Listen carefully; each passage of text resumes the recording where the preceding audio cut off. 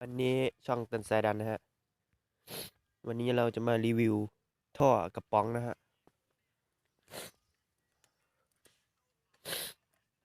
ประมาณ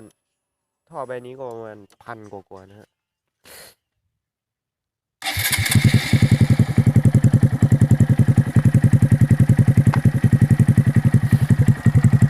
เสียงก็จะออกนุ่มๆนะฮะ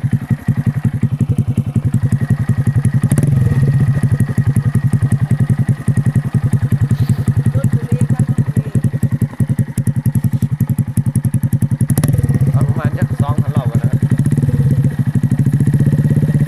เอาประมาณ4,000 รอบนะฮะ